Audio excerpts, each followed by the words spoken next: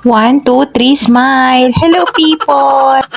Sweet and sour chicken naman ang napili nila for lunch. Ang sabi ni Amo, uuwi daw siya lunchtime para makasabay niya yung mga anak niya sa lunch bago siya mag-fly. Isa to sa mga favorite ni Amo kong lalaki. Mahilig din yan sa Chinese food. Kaya naman, dali-dali ako nagpabili ng mga kailanganin. Umamay tayo ng chicken breast, hiniwa ko lang ng bite size. Half teaspoon ng light soy sauce, 1 teaspoon ng ginger powder, tamang kutob-kutob ng onion at garlic powder, paminta powder, at naglagay ako ng 1 teaspoon ng paprika. I-mix natin gamit ang malinis na kamay. Pag ayaw nyo nakakamay yung isang content creator na pinapanood nyo, mag-scroll kayo. Maraming pwedeng tambayan dyan, nagluluto na naka-gloves. Then, i-marinate natin yan ng mga 100 years. Then, kailangan natin ng colored bell peppers, kunti-kunti lang. Hiniwa ko lang din, pareho yung paghiwa natin sa chicken. Sobrang nagmamadali ako dyan dahil akala ko talaga 12:30 kami aalis para magsundo ng dalagang alaga.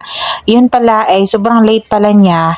Lumabas siya ng school ng 2:20 ata yun kanina. So, sobrang tagal kong naghintay doon sa school kanina at na-delay nga yung luto ko. Iniwan ko lang yan. Naka-prepare naman yan lahat. Nakagawa na din ako ng sauce. Tapos na-fry ko na yung chicken bago ako umalis kanina. Yun nga lang. Sayang yung oras kasi nga nakatambay ako doon ng mahabang panahon. Halata nagmamadali tayo, hindi na naging flowers yung ating carrot. Sinikap ko talaga sa mga oras na yan na matapos kong i-prepare bago ako aalis. Dito naman tayo sa sauce. Pineapple juice from pineapple in can. Ang tipid naman nila sa brine ng pineapple. Nag-add ako ng 1 cup ng water, 4 tablespoon ng sugar, at naglagay tayo ng half cup ng ketchup. At syempre, ang pinakabidang sangkap, ang Mamacita's oyster sauce. Kung vegetarian naman kayo, meron naman tayong vegetarian oyster sauce from Mamacita's. Nag-add ako ng 3 tablespoon of Mamacita's oyster sauce para mapauwi tayo sa sarap. Nag-add ako ng black pepper powder, konting vinegar, mga 1 tablespoon. Naglagay tayo ng 1/4 cup ng soy sauce at 1 tablespoon ng sesame oil. Pag marami yung chicken nyo, syempre mag-add tayo ng quantity ng sauce. 30 minutes na lang bago ako magsundo. Nagsaing na rin ako at the same time, nagpainit na ako ng mantika dyan. While naghintay tayong uminit yung ating oil, ay kukot na natin yung ating nakamarinate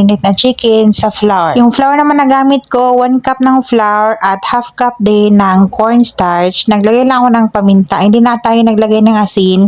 Malasa na yung ating chicken dyan. I-coat natin mabuti, then strain muna natin yung mga excess flour, saka natin iprito. Ang style ko kasi nito, iprito muna bago ako magsundo, and then pagdating, i-double fry ko. Masarap talaga yan pagka crispy, tapos naka-coat yan ng sweet and sour sauce. Wait, 1, 2, 3, smile!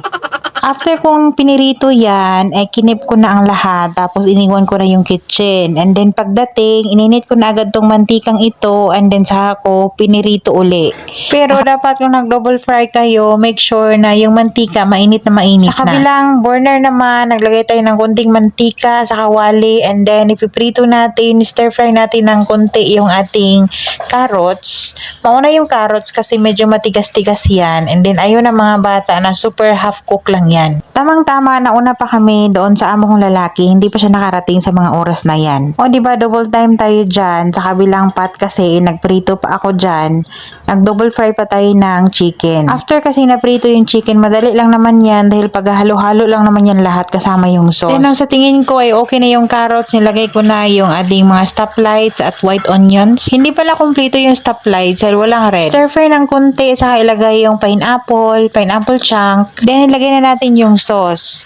Sa sauce naman, hindi na ako naglalagay ng cornstarch dyan. Dahil yung ating chicken ay coated na yon ng cornstarch at flour. So, while nakahalo na yun dyan yung ating manok, makithick din yan. At sumakto ang dating ng aking amo, kakarating lang sa mga oras na yan. Ang white rice naman, nakasalang na sa microwave, ininit ko na. Pagkatapos ng nanghugas ng kamay yung amo ko, dumiretso na talaga sa kusina at umupo na. Pag yung amo kong babae nandito, maghintay yung tatawagin, the food is ready. Kaya naman, pag yung amo kong lalaki yung nandito, talagang ngarag ka. Dahil didiretso yan, uupo na yan sa kusina at kakain na. O diba, nag-thick na siya, okay na yan, ready to serve. Masarap yan pagka fresh talaga na ganyan isa-serve. Lalo na ang mga veggies ay meron pang crunch. Tamang-tama lang yung ating ginawang sauce, hindi siya dry. Yan yung gusto ng mga bata dahil meron pa silang masabaw sa kanin. Sinerve ko na yun sa mga amo, and this is my plates. Tara, kain tayo.